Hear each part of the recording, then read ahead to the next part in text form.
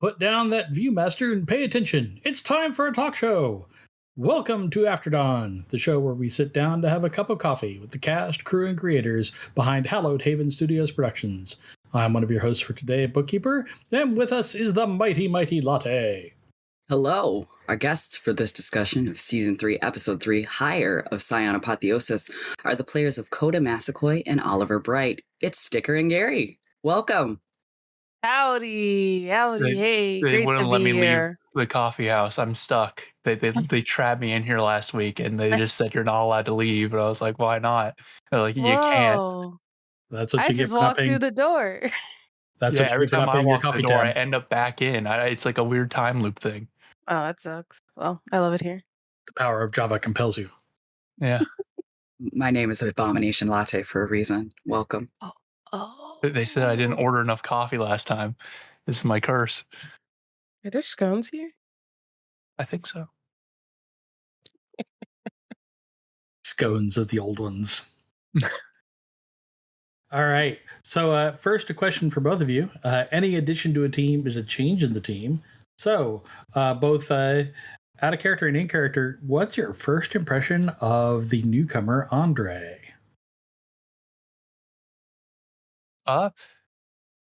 Great. Awesome. First of all, Saul's playing, so that's just awesome. Love Saul. What a great guy. Second of all, in character, oh, how the clouds have parted for Oliver. Finally, he has someone of a similar caliber of thought process to speak with, and for him, that's just the world. He loves his friends so much, but sometimes he needs a melding of the minds every once in a while. Speak nerdy to me, baby. Let's see. Yeah, Saul. I love playing games with Saul. Saul is absolutely. I love playing games with Saul and playing games for Saul. Saul's amazing. Let me see. Me out of character, but talking about my character. Coda is like, I don't know. Coda is a little bit suspicious. Well, she's suspicious of everyone, but she's a little suspicious of him because she's like, okay, cool. He's like been added to our group. Why? Like so far, a lot of people that's been added to our group temporarily has had other means, like or other reasons, which is why she immediately was like, "Are you a god that's pretending to be blah blah blah and yada yada?" And then it's like, no. And she's like, "All right, so it must be something else." But at the same time, she's like, "Okay, it's nice to have another brain cell here, because then Mr. B can blab with him about We can yap. dataless things." The way I tend to see it is like if a new person is helping us for a time and their parent is there to introduce them, we're probably good. If they just show up, I'm like, there's something wrong with you. Something's fishy here. I love that Oliver's first reaction is, where is your liaison? Where's your who do you hang introductor? out with? Yeah, exactly. Yeah, especially when Clint did the, what is it called? The Eye of Bing Bong. Brown's Eye? Yeah, that one. And Big Bong. I love it. And one of his things was revenge. I'm like, okay, what you got? What's cooking in you, huh? Because okay, I get it. If Stefan killed one of your friends or family, why are you here with us? Why so angry, man? Yeah. What's the deal, dude? What's your tea? So that's Coda. But at the same time, she is happy that we have. Well, I wouldn't say happy, but she's content that there is another person in the group. Speaking of Hephaestus and Andre, they made some amazing alterations to the band's car. What would be one thing that your character would have added to the car if they could? I need to think about this for a second, so Sticker can answer first. Yeah. Ooh. Okay, so I'm gonna say what my brain first said. First thing I said, a joint lighter, but then my brain went, I think those are still things if you push it in the area where you can put like the little the power ports. Yeah. Power port lighters in like old 90s and older cars. Yeah, but I'm like, I'm not sure that would work on a joint. So a joint lighter would be cool. But then my other thing that I thought of if that was not cool was what is it called? Like a place where she can grow her own weed on the go. You want a hydroponic pod in the car? Yeah. It just takes up half the trunk. Yeah. And then my logical brain thing was like, I think it'd be nice if we had like a mini medical room in the back of the car. Cause I know I used to have a car, I think it was an Element or some shit, where the trunk, if you pulled it out, it turned into a table. And then it had chairs that you slid out of the back. But I can't remember exactly what car I had because I had it for like a year and then it got totaled. But it was really cool. It like pulled out a table from the trunk. Note stickers, curious use of the passive voice there. It got totaled. Yeah. It got total. It just happens. Sometimes these things just happen. As though the hand yeah. of God just came down. That's what it felt like, I will say. I I've been completely there. understand. I had a Kia Coupe that ended up losing a fight against the Jersey Devil. So Ooh. Oh my God. Wow. Like the insurance must have been crazy on that. And my first car got actually murdered. Like literally, it was like an assassination done to my first car because I had just gotten my oil changed like 2 days before I was supposed to go out to like visit someone that was maybe like 2 hours away. And as it turned out, they took my old oil out. They didn't put new oil in. So Oh, I was no. driving for Oh, 2 no. hours with no oil. And eventually one of the rods in the engine just went straight poof, and the engine blew up. And so I was like, oh, well, that's insane. that That is happens. murder. Yeah, he got murdered. Or like Poor Chuck. vampire. Like, yeah, its innards just got out. Yeah, Wow. it was a tragedy. But to actually answer the question now, I think Oliver would just have them add like a voice activated like audio library just so he can like say any book or like historical record or something, and like a voice will just start reading it out for him. that would be a good choice. Because like, yeah, you can always just plug in your phone and play like an audiobook, but if you can just say a title and then like what you That- need and you can just start reading it while the drive is happening, I think Oliver would find that very useful and fun. That would be so chaotic because Coda would just start looking up random like saucy books and start yelling it. That I think would be very fun. Out of Not- character, that would be very fun. In character, that would ruin Oliver's life. Not Lady Chatterley's lover again. Yeah. I did think of one other thing because I'm a big fan of Batman. If we had an ability to like press a button or call something or hit something on our phone and the car comes to us, that would be really cool. Or Yeah. if it had like its own psychopomps thing and it just kind of like blooped right to us, that'd be so sick. That would be very cool, actually. Cool. As the car was parking itself beside a dormant volcano, Andre mentioned his dad is also the god of volcanoes. So another question for both of you. What is your character's divine parent's side gig, as it were? Also, I like that you say his dad as if that was not you, as if you weren't the one in the seat doing Yeah, this. for a second I was like, wait a second. Speaking of the passive voice. I'm sure I don't know what you mean. Yeah, I remember back in like season 1, I did like a little bit where when Oliver first met Ogma, asked him, he's like, wait, weren't we one of my lecturers at one point? And Ogma was like, yeah, maybe I was.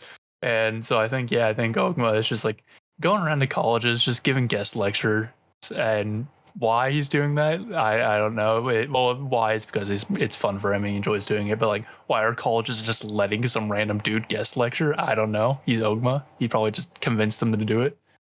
This is But true. I think that's what Ogma's probably up to.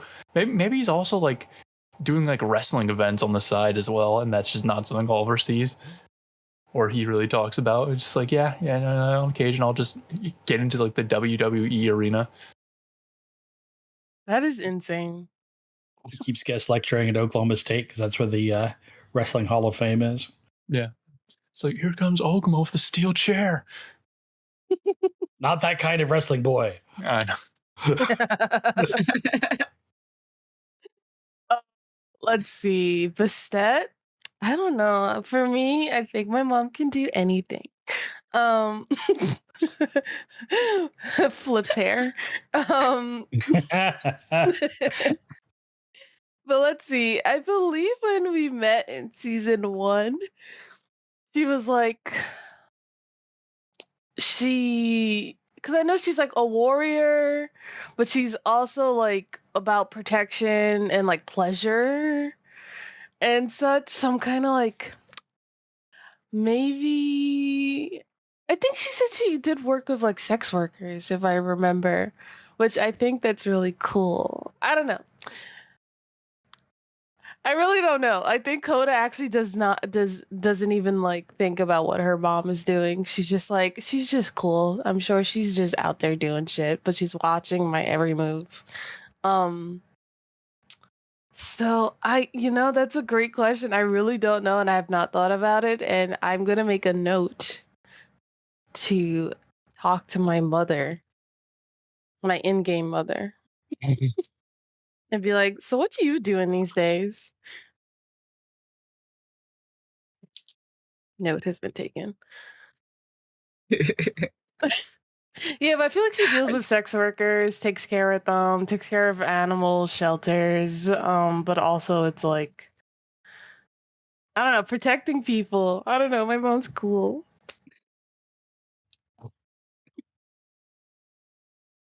So, Sticker, Coda's become a little blasé about meeting gods once in a while. Is she just over it, or is there something else behind her attitude? And are there any gods that Coda wants to meet at some point?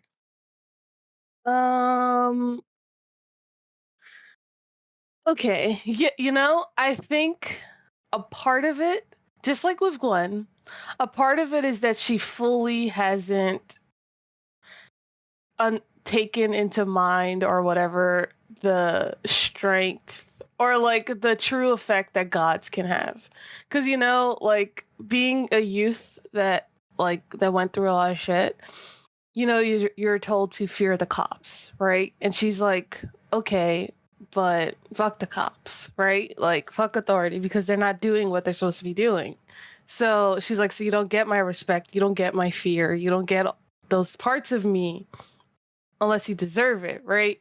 So Gwen, she was like, I'm not fully gonna like fear this fucking, and then she knocked Clint down, and then she was able to really see like her conviction and her strength and her stuff that she was like, oh wait, no, like, okay, yeah, I'm scared of you, but also like you're kind of cool. Like, I don't want to be like you, but that's why I've learned I don't want to be like you because I've seen your conviction and I see the bad turn it's taken. So with gods, she's kind of like, okay, I get it. You have this big legend and all this shit, but like, I don't see why I need to fear you. I don't see why I need to respect you. Besides, like, obviously the fact you could probably kill me in like a snap. So that's where she'll just be like, sir, or like, sorry, is that disrespectful or some shit, you know? So that's the only reason she'll later on be like, oh, wait, that's probably disrespectful because you could probably kill me or make things worse for me. But otherwise, she's like, I don't give two shits who you are. Any gods she wants to meet?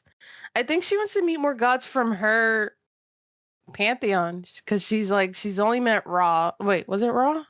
Man, it's Ra. Yeah, she's only met Ra, and then she's met her mom, and she's like, these are the people that's supposed to be my family. I don't know crap about y'all except for what's written in the books, and we all know that the people who won are the one who gets to write what's in the books, right? So she's like, so I don't really care to read any of this because I want to hear from the people what their story is. Even though I'm sure Mr. B would be like, but you should still probably read the books just so you have a base knowledge. But, Correct. yeah. Did I answer the question? I kind of went into character for a moment there. No, you did. All right, cool. Gary, we saw Oliver. We've seen Oliver clearly cares about his friends, but he's a guy who kind of plays it cool. And then he like stepped up, went to bat, defied a god, and took oaths. Talk to us a little bit about Oliver's feelings about Brahm. So yeah, as you put it, Oliver does kind of play it cool. Not even by like intention. I don't think he's someone who's like intentionally trying to um withhold his emotions or like expressing how he feels. It's just something that kind of occur or happens to him just over like a lifetime of being the person that he is. And so as a result, on the surface, it's probably like, yeah, I have this small little dragon and he's cool and whatever, but he's not like outwardly showing a whole lot of affection for him other than like every once in a while. But inwardly, it's kind of like this is something that imprinted onto him, like in a way chose him and is like now connected with him and kind of like now has like a bond with him, or at least that's how he sees it. It's like uh, something very special that has chosen him to take care of. So for him, it's a big deal. It's like for once, this is something that is like his that he gets to. I wouldn't say like have because it's a living creature, but it's something that he gets to Share his life with. share a life with, and for him to like have that in mind and then be told, all right, now it's time for you to give that up. It probably like hit him in the moment where it's like, oh wow, that I care more about this thing that I even thought I did, and I don't want to give it up. And for him, it's kind of a little bit of a struggle after the fact because I wrote in my journal that he's like, why did I do that? Like, why am I suddenly so sentimental?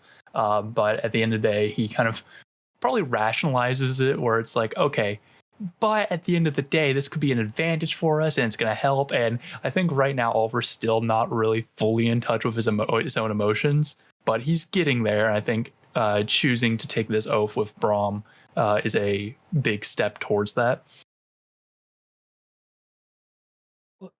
I noticed like a lot of things that have happened to Oliver and a lot of the connections Oliver have made have been sort of decreed by fate. You know, one is his father, and that's obvious. And then there's the fate bindings, and it is distinctly different from like the relationship they have with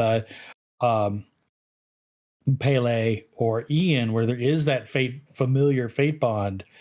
Is it important to Oliver that this wasn't decreed by fate? This was there might be a little bit of like genetics and the concept of imprinting and stuff, but this creature, for no other reason other than Oliver was there, chose him. I think so. I think that is like a big factor for him where it's like if say Ogma showed up and said, here's your new little guy, have this little dude, he'd be like, oh, okay, cool. And probably see it more as like a tool because it was given to him by a god and is in part just from a kind of like divine center. But since this is just a creature that hatched from an egg, for him he views it as much more like concrete and living, and for him it matters a lot more as a result.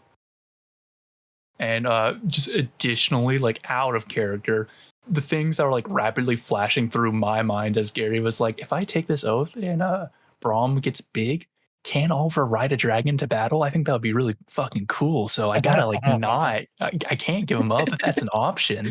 Like, come on, man. Like, how could I not do that? From Dragon Bringer to Dragon Rider. Yeah, exactly. Paris. That's how Oliver beats the beige allegations is ride a dragon into battle. Wait Speaking a of- second. Brahm can light her joints. Yeah. I don't think he's fully learned how to yet, but I think, yeah, in theory he could. I just had this epiphany. Anyways, please continue. Speaking of fate, Coda had a moment of recalling the burden of fate that she has. How's she handling that inside, given her tendency to say, "Nah, it's all good"?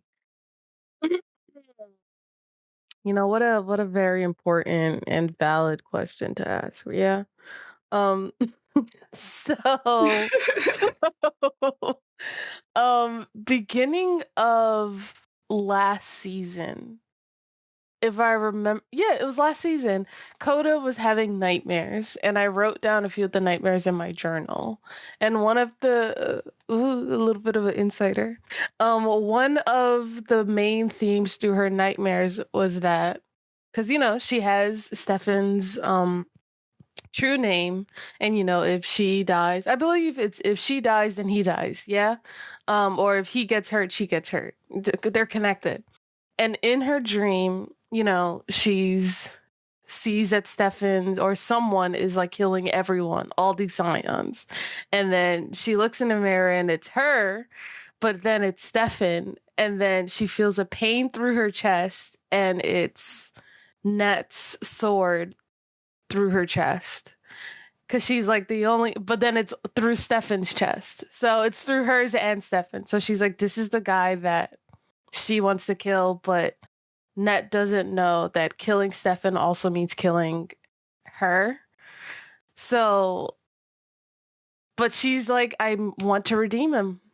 So she's been having this back and forth, especially with the situation with Net and her punk ass father. So Net and Stefan, this like back and forth.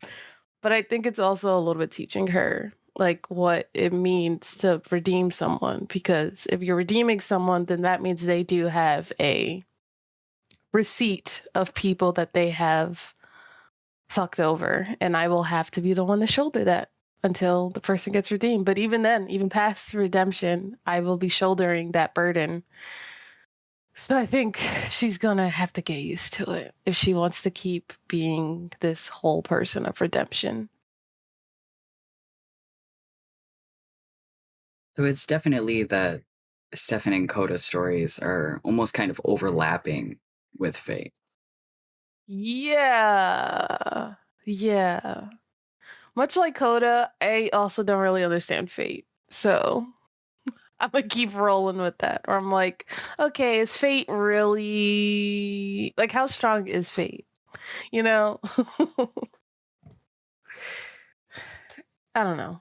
Well, yes, our stories are overlapping, and Coda is like, I'm not Stefan, but I am standing for Stefan. So in this So moment, in a I way, am you're the kind of target.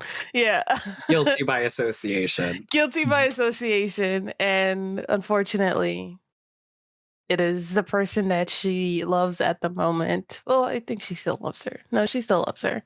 Um, that is the person that's currently hurt the most that she knows. So yeah.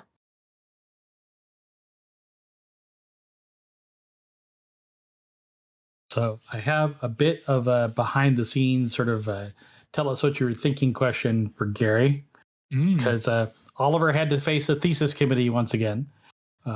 This time driven by the complete jerk face that is Huang Di.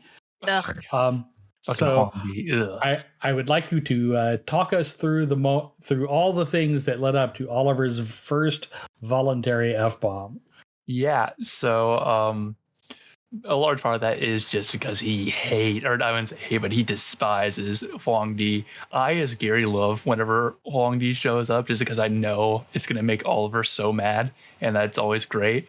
And like at this time, Oliver has like so many different like comebacks and things he can snap back at Huang Di with. It's just he knows that speaking back towards a god in such a manner is never a wise idea. It's not a good call to make. So for the time being, he's just sort of grinding his teeth, clenching his fists, and getting through it until eventually, maybe one day, he'll have the level of clout to finally put Huang Di in his place, maybe, if he's lucky.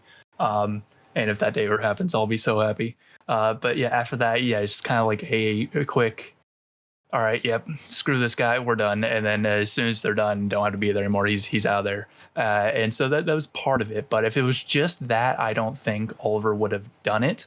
I think it was the fact that Coda had her toe to toe with Nasia, Net's dad, that he kind of like saw what that kind of like did to her, and how that conversation went, and realized after the fact that she needed to pick me up, and wanting to be there for his friend, and noting just how, like, out of all the celestial bureaucracy gods they've met so far, none of them have been particularly cool to them. They've all been kind of mean. So that was just Oliver's time to finally be like, you know what, fuck these guys. And yeah, I think it was a very big moment.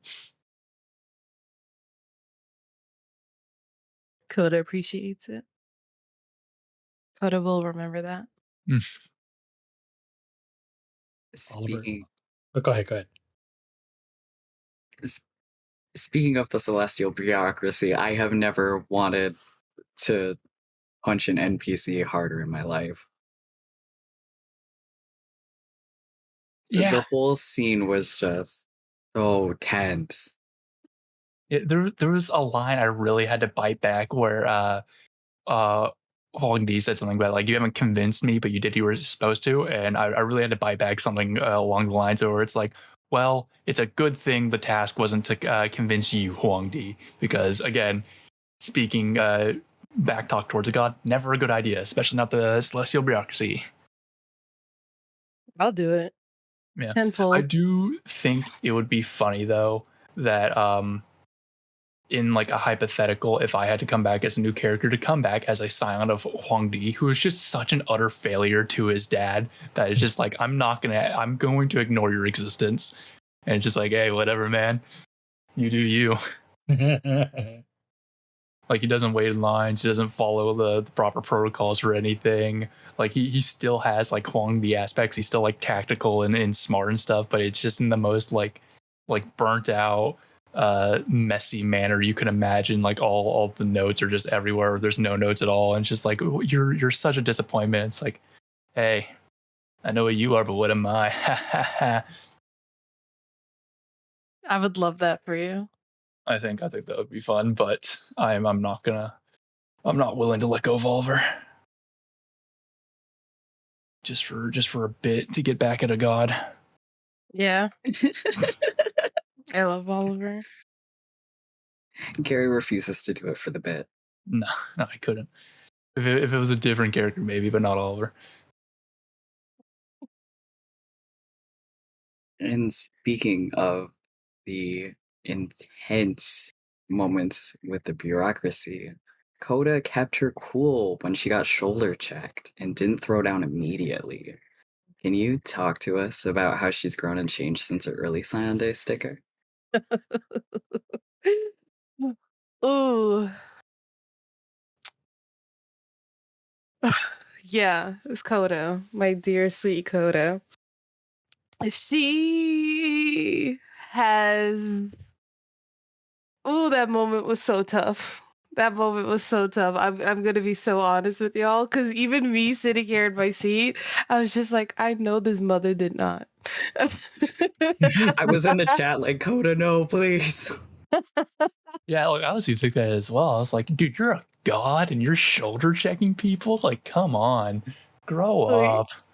That's why I wanted to, like, I think that's why, like, it wasn't even really the shoulder check. It was like Coda being like, aren't y'all this whole like order and nonsense shit? I know he's not entirely, because I remember Nat saying that her dad's different, but she was like, to shoulder check me when we're coming here to deliver a labor, to show that we're like keeping to our word and such, and then you shoulder check us when we show up and we're polite. And Coda's like, and I haven't burnt down this mother, like. Okay, but she was like, wrong time, because we haven't even handed in We haven't even handed in an assignment, and this is Mr. B's time. So she's like, so I can fight back, but if he does something again, I'm gonna let him hear it. So I think that's the growth she's had, where she's like, I need to remember that it's not, at this moment, it's not just me against the world. It's my group against the world. So my actions will Carry over to the others. However, has she fully learned that? No, because she did then go to Neja and was like, what's your problem with me? Like, let's talk about this. Because I'm not going to be having someone standing from the corner of the room staring at me like some petulant child. Like, like say something, well, he did do something, but it was also like really pussy because like he was leaving the room. Like, anyways, that was that. What I'm saying, that's what Coda was feeling. She's like, ooh, but she has grown. She has grown because she's like learning slowly when is the time to fight and when is the time to bite her tongue and be like, oh, it's okay. But She's not if it starting- happens again. She's starting to get that handle on when she needs to have her claws out when she doesn't. Yes. Because sometimes a cat has to be what's the word? Methodical? Methodical? Yes, sometimes a cat has to be methodical and think about how you're going to get back at someone. Because I've watched my cats, and sometimes they'll feel slighted, and then when I'm walking by, they'll swipe my ankle. But sometimes they just straight up attack. So I think she's like, okay, I need to know when to attack. But then he pissed her off again. So she's like, fuck this. And we're not in the same room, and we already got our okay. Sure, let's do this. Well, and her reaction to Andre coming in was very cat, very, who are you? Mm-hmm. Yeah, she's like, who are you? But at the same time, there's this complicating factor now because her exchange with Neja was absolutely amazing. The way Coda held her ground. But there's also the matter of Net keeps ghosting her. So how did hearing her dad talk about everything Net has going on affect the way Coda sees their lack of communication? Or does it affect it? It does. Did Coda actually process anything Neja said, or was she was like, nah, fuck off, man? No, that all, that's why she said, / this is actually what my journal is that she's gonna write one last message to Net and essentially be like, you said you wanted me to communicate more. You wanted me to communicate. I'm communicating. You're not communicating. Here's my final message I'll have to say, because I don't want us talking through your father, which I'm sure you probably didn't do that. That's just him doing that. But you wanted me to communicate. You got upset that I wasn't communicating, or the means that I was communicating. So I am actively talking to you. I want us to talk.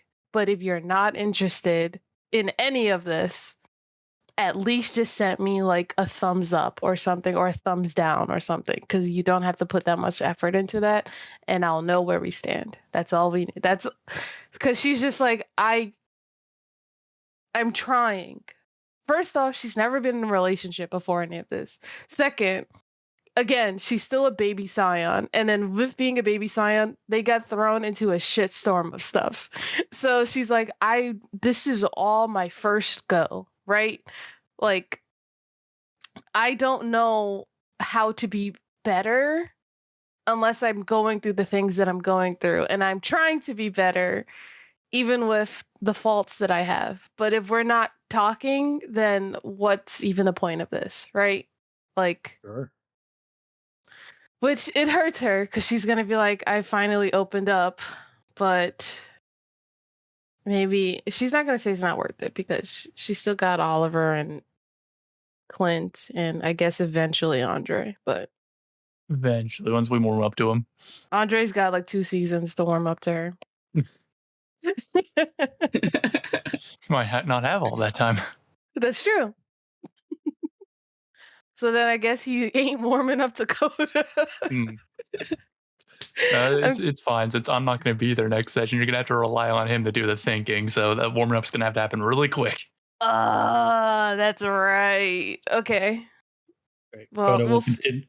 Coda will continue to be lost chasing a cat toy. So That's true. She does like him for that, though. She's like, I like his little trinkets that he makes. That's really cool. It's a little bits and bobbles. Yeah. Also, Hephaestus was really cool, so she really liked Yeah, him. that guy was really awesome. Yeah. Well, All what a right, cool that was dude. you. On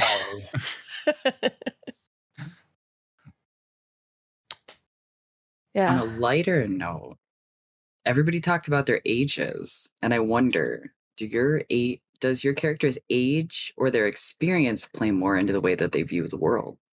Yes. Why would you say that your character acts their age, or have the pressures of Scion life affected them to act different? I think Oliver has always been born in the body that he's in, but mentally is like an 80-year-old man. So that's just how he's been even before becoming a Scion, and that's probably how it's going to be for the rest of his life.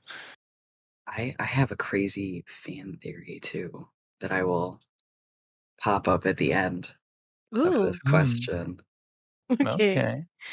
Coda definitely acts her age.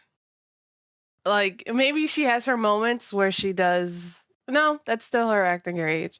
Because I feel like, I mean, how old am I?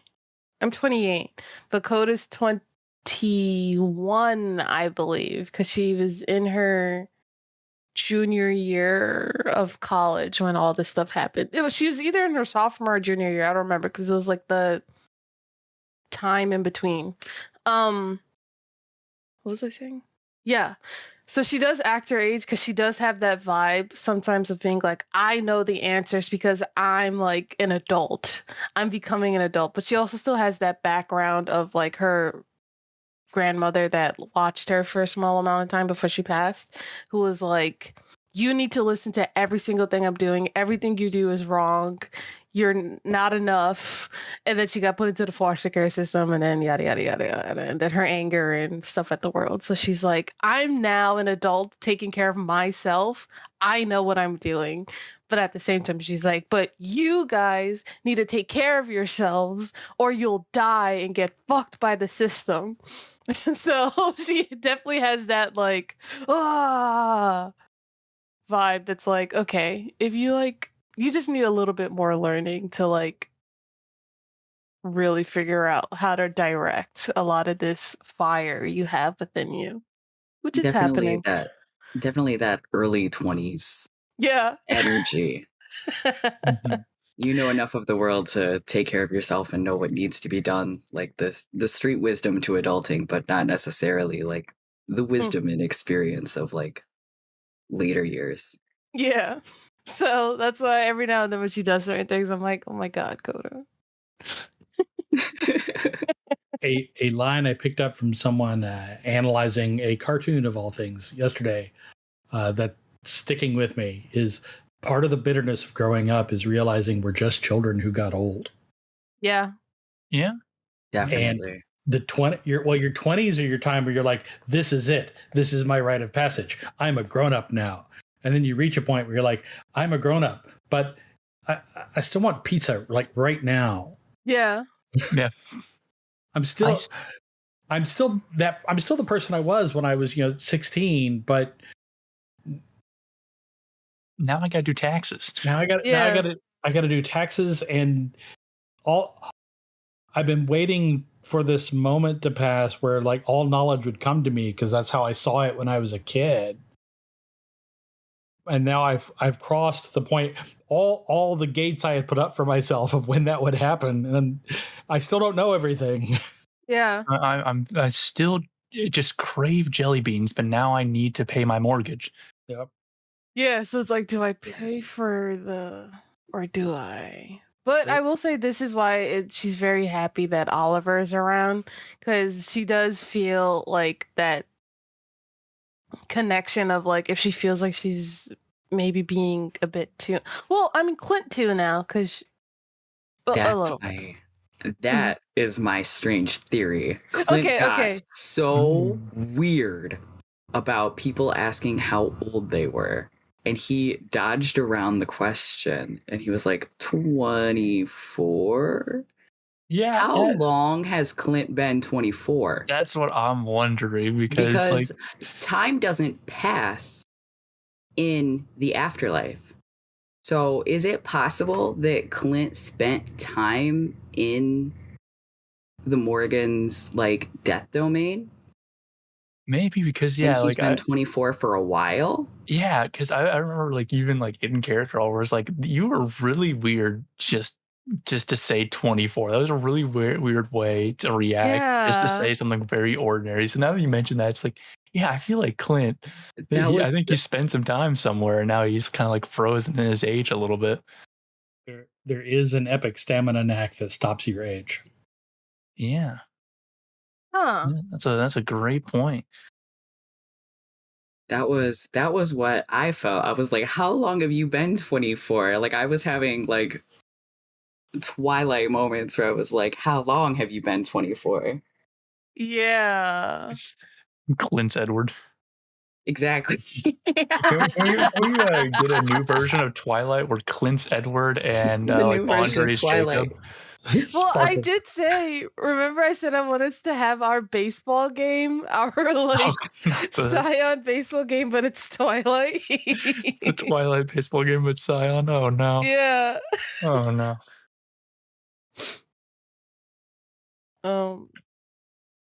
But now, yeah. the only reason I even know what that is because my partner forced me to watch all the Twilight movies with her. And so I was like, all right, fine, I'll do it. And then we got to that scene and she turned to me and she's like, by the way, this has been like the sexual awakening for so many people when they see this scene. And I was just watching, I was like, how? They're just playing baseball. I don't get it. And she's like, yeah, you don't. You really don't. I was like, all right, whatever, man.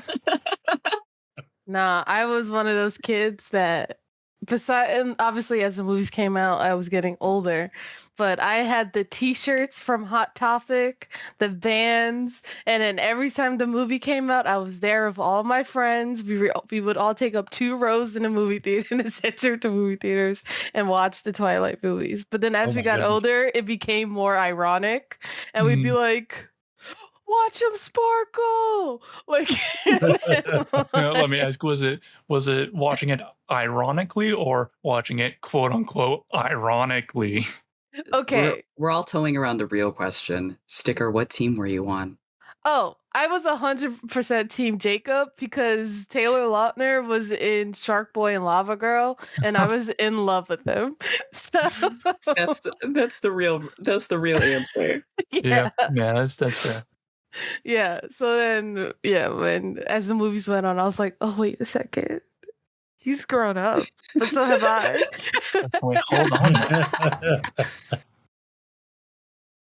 Anyhow, Team Jacob. I will save Sticker from having to further elaborate with a question to which I think we kind of know the answer. So it is said you can fascinate a woman with a bit of cheese and apparently a scion of Bastet with an advanced cat toy. But what is something you or your character could be fascinated or enthralled by? Ooh. And Latte, you will need to give your answer after. So I have ADHD. Most things enthrall me, whether I want to or not. But if I was conscious in the decision, Oreo cheesecake or anime. That's my response. An anime where it's food based and the main character is an Oreo cheesecake. Oh, yeah. God.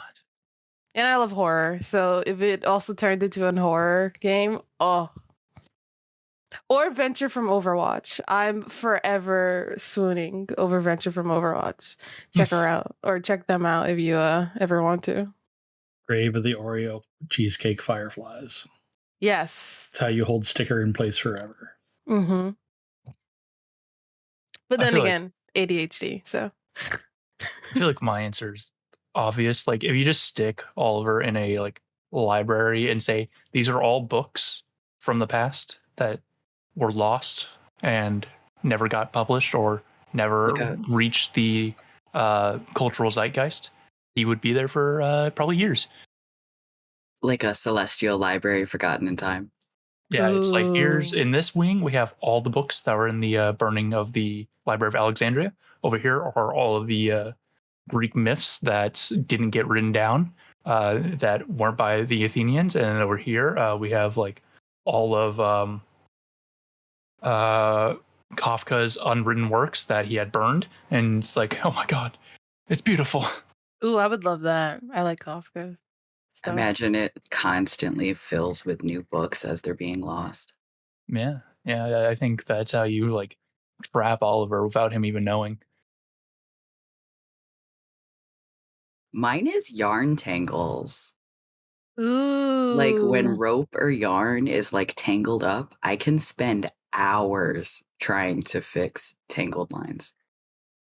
I gotta bring you to one of my jobs because like I work in theater and we have so much tangled cable and days where I'm like, I don't know what we're doing today. I'll just be like, all right, y'all, get in the spaghetti nest. We're gonna start untangling cable.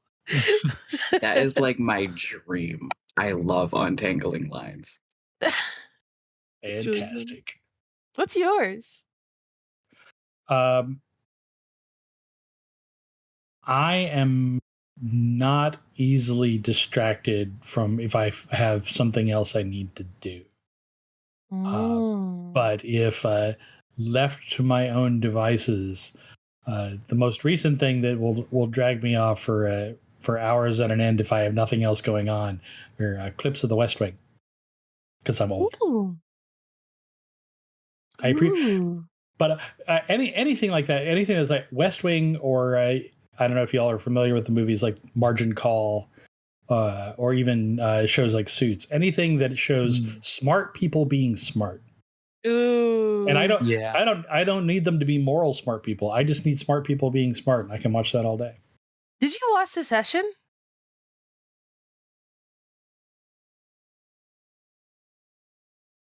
The Session? No, Secession. Secession. I No. also No. thought she No. said this session. I was about to be like, Sticker, he was there. No.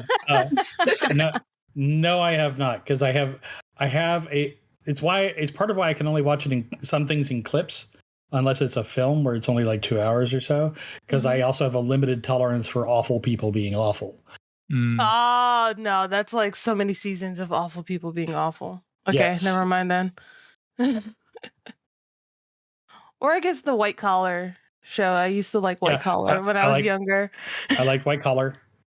But yeah, anything that's smart people getting to be smart without it necessarily showing that the writers are like sort of giving them the answer. Okay. I like to watch people. I'll watch Sherlock Holmes, any version of Sherlock Holmes, pretty much all day, because just get to watch a smart person being clever. Okay.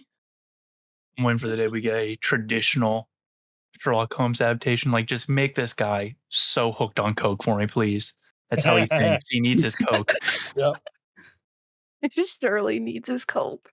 It's like, you don't understand, Watson. It helps me think.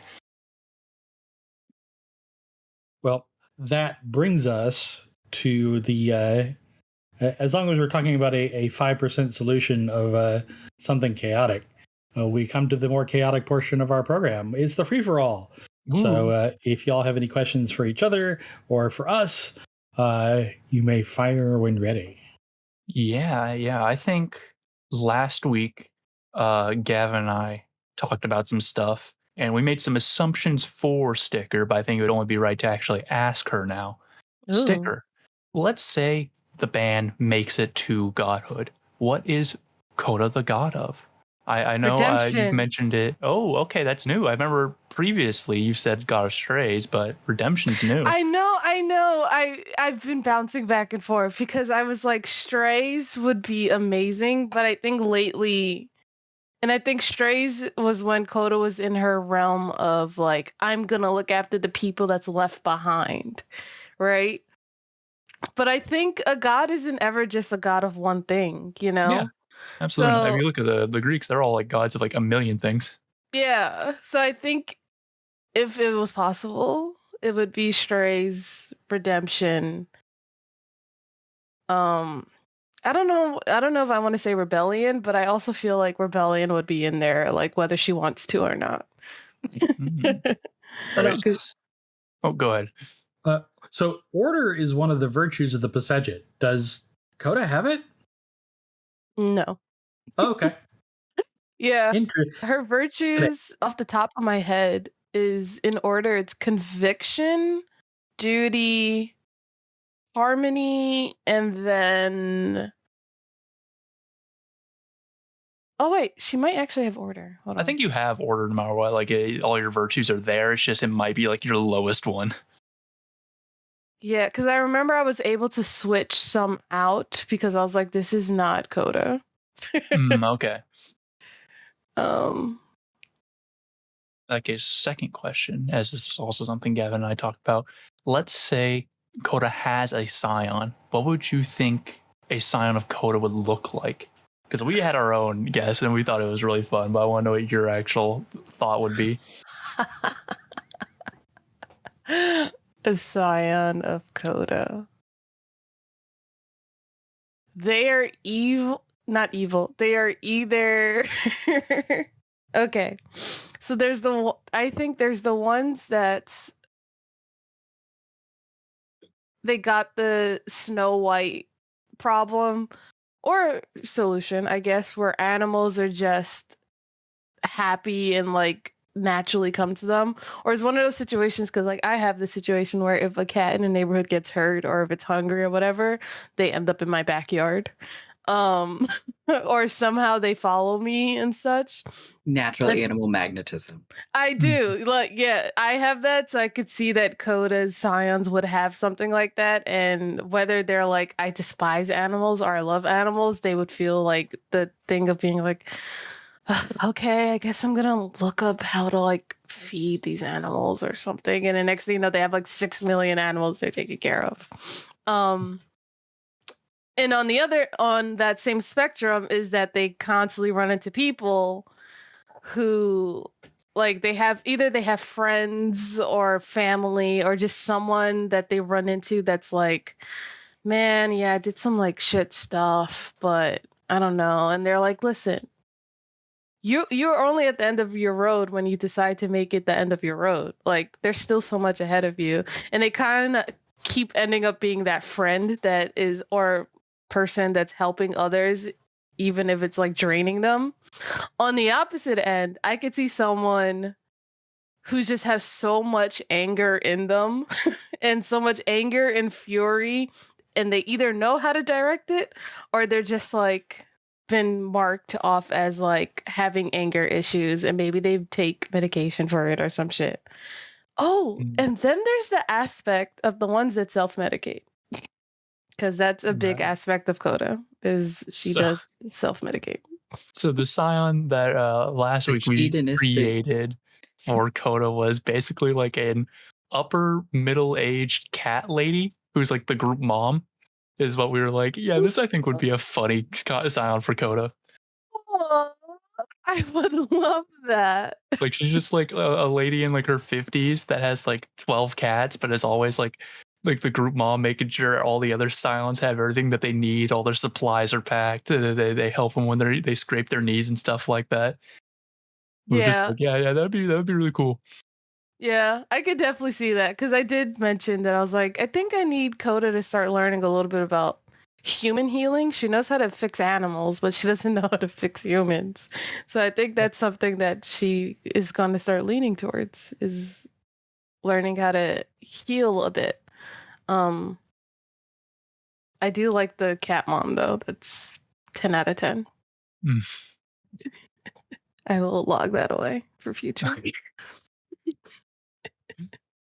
From Sticker's description, I just saw like a hedonistic, like St. Jude kind of person that's just constantly like pulling people like slowly out of being lost in a way. Mm-hmm. Yeah, Somebody whether they Me Too or not. Yeah. Right on. But I don't want to take any questions away from Sticker, but I No, do keep have going. one for Book, and then potentially a follow-up one. Book, Right. does Hephaestus love Andre, or is it more just kind of like he values him for like what he's good at? Like we've seen that Hephaestus is like a good father, but I'm wondering like how he feels like emotionally. So Hephaestus grew up. Hephaestus's first memories are of his mother hurling him down the side of Mount Olympus. Mm-hmm. Hephaestus takes good parenting very seriously, but Hephaestus is also a workaholic, and so it's one of those things where he tries to be a good father, and I believe he does truly love Andre. But he's also he's making things like all the time. Uh, He's the one who forges Zeus's thunderbolts, and when he's not doing that, he's inventing other things because that's just who he is. That is the nature of his legend. So, yes, he loves Andre, but getting him out of his workshop for as long as he was for that session was probably a heroic feat in and of itself. Mm-hmm. In that case, follow-up question. Let's say Andre or any other scion of Hephaestus isn't like a smith or a tinkerer or anyone who's like kind of like a buildy kind of person. Would he still love them just as much, or is that something he values highly in his scions? I think with the problem would be that he would love them, he wouldn't know how to relate to them. Okay. If you're not ready to talk shop or talk something that is some sort of intellectual pursuit, he doesn't know how to speak to you. Which is why everyone was driven nuts by him and Oliver just playing chess through notation in the car. Yeah. That is how he relates to people. Is what do you do that involves like thinking hard? Nothing? Oh, then we don't have anything to talk about. It's like, looks like. So for Hephaestus, it's more of a like when he relates to somebody, he wants to relate to how their mind works. Yes. Oh. He is married to the most beautiful woman in all the universes, and it breaks his Married heart to my mom. it breaks his heart every day, and he is very much more interested in relating to people on an intellectual level. He doesn't trust appearances at all. I thought it was so sweet when he called Andre his greatest creation. That was pretty great. That was. I think Coda did mumble under her breath, and I'm not sure if the video audio caught it, but she was like, his fastest swimmer. Oh god. Jeez, But I don't think I did catch it because I did not remember that. I said it very quietly, so it might have because everyone was talking. So she was just like his fastest swimmer. But she does like Hephaestus a lot, actually. Like that very brief moment where she was like, "I like that you took something that someone would perceive as your weakness, and what was it?" And she said, "You made it your strength or something." But then you said you've adapted. She was kind of like, "I fuck with that. Okay, I like Hephaestus." Yeah, no, Hephaestus was great because, like, he's probably like in my top 5 Greek gods alongside like Athena, Artemis, and like Hermes. And so far, all the Greek gods that are in my top 5 that showed up, I have thoroughly enjoyed. Oliver might not like Hermes, but I really liked it when he showed up. I thought he was awesome. So yeah, but also Oliver just holds grudges for the most petty reasons, and that's also things to do with his backstory.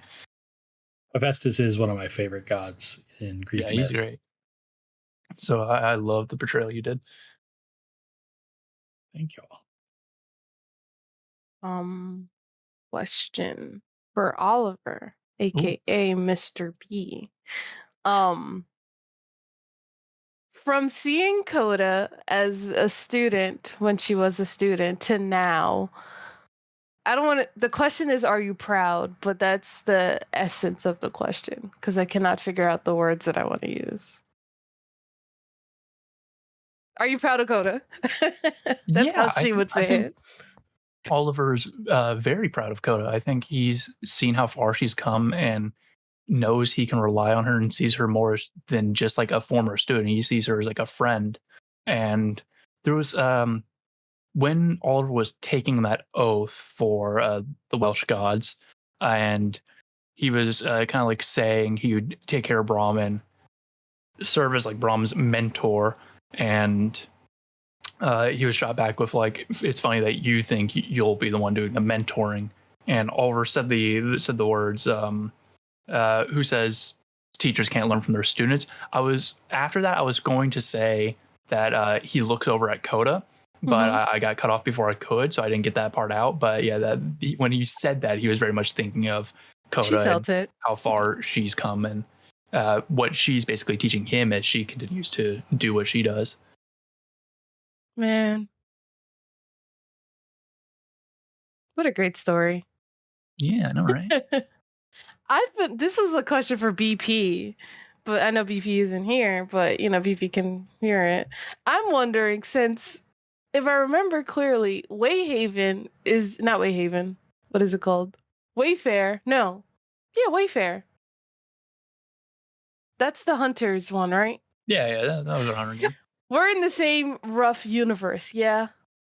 I think they're kind of like separate universes, the Scion one and the Wayfair one, just because of things that happen in Wayfair that Hmm. kind of relate to I, Scion. I think so, yes. I don't want to say anything because spoilers, but yeah, I think they're technically separated. The Hunter slash like World of Darkness stuff and the Scion stuff that we do. Okay. Interesting.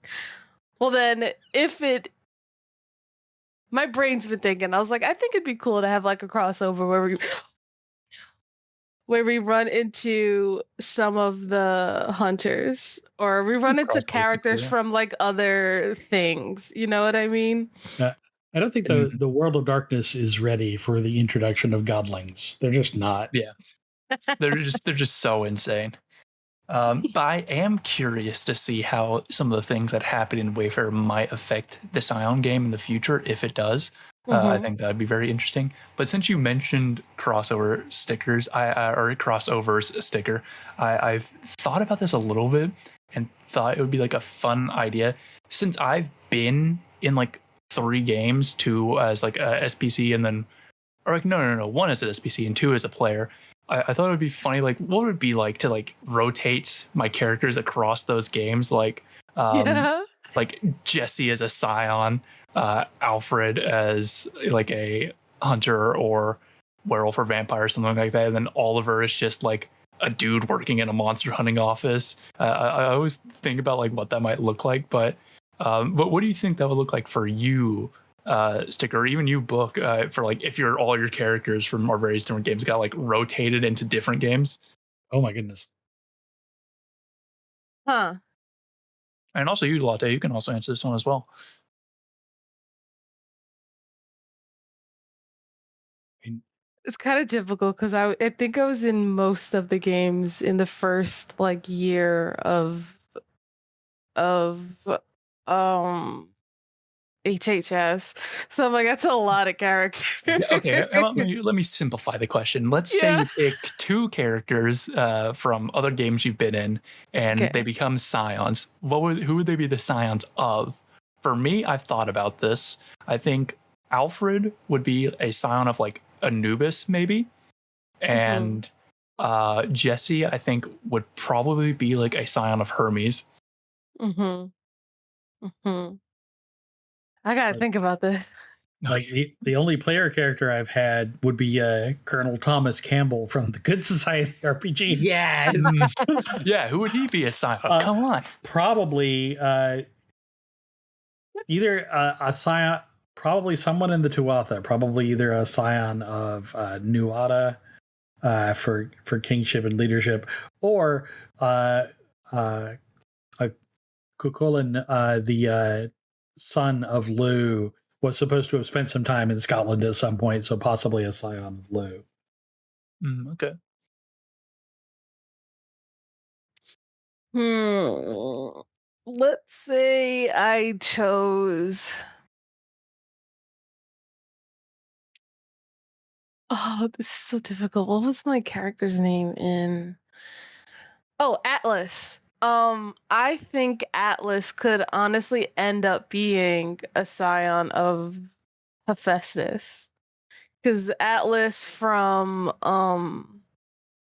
the quick hunter game that we did that was hopped off of the Chicago werewolves peeps. Or no, the Chicago vampire game that Legacy ran. Atlas was a super like grab things, put them together, build trinkets, and look at this crazy thing that I just made. It's amazing, isn't it? But then she also was a little hooked on, she also had her things that she was hooked on taking, which was just blood, because she was whatever, doesn't matter. But I think she'd be a scion of Hephaestus. Second character. What was the name of my character that died in Wayhaven? Or Wayfair? Well, that's a good point. It's been a while. I'm not sure I remember anymore either. I was about to call her Jessica, but I don't think that was her name. No.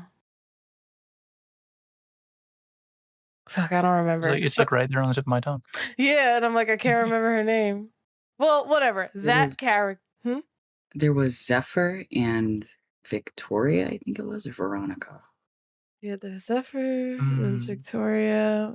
My character died. Zephyr and Victoria, those were PCs. I know. Yeah. Sticker was there as an SPC, as like the one who died that like jump started the whole game. Oh my god, hold on. I have my folder right here. My folder of all of my NPCs. We'll cut this out in post. Yeah, we'll cut this out in post. We'll make it seem like she knew from the beginning. While Sticker's looking that up, Latte, how would you answer?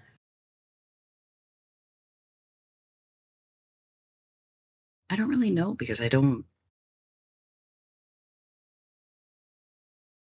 really, for my home games, I think it'd be funny if my cleric decided to become a warlock. I think that'd be hilarious. So they'd probably end up being like a scion of Loki, which would be super funny for me.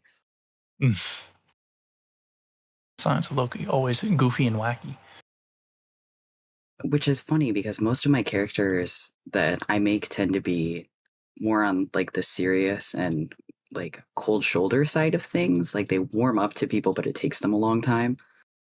So I think it'd be really funny for them to end up having a parent that would force their nature to be more mischievous and, for lack of a better term, like chaos gremlin-y. Who doesn't love a good old chaos gremlin? Jillian. That was her name. That's what it was. It was Jillian. You're right with the J. Yeah. Jillian, I would say, is maybe Athena. Because she loved the hunt, but she also cared about the people around her. Rest in peace, Jillian. I also figured out Coda's last virtue. It's valor, not order. Yeah. I think, all my questions that I had to ask was answered in the session. So, yeah, I think I'm spent on my questionnaires. Alrighty. Well then, that will wrap it up for this episode of After Dawn. Thank you so much to Sticker and Gary for talking with us today. Thanks for having us. If you, dear audience, want more of this over-caffeinated and under-medicated dive into the people and plots of our HHS stories, After Dawn comes out every Thursday. If you want that buzz while it's at its freshest and piping hot, come find us on Patreon. For the cost of a cup of coffee, just $5, you'll get all our monthly episodes of After Dawn just as soon as they're ready to go. They'll appear on YouTube about a month later. I am Bookkeeper. And I'm Latte, and we'll see you next sunrise for the latest After Dawn.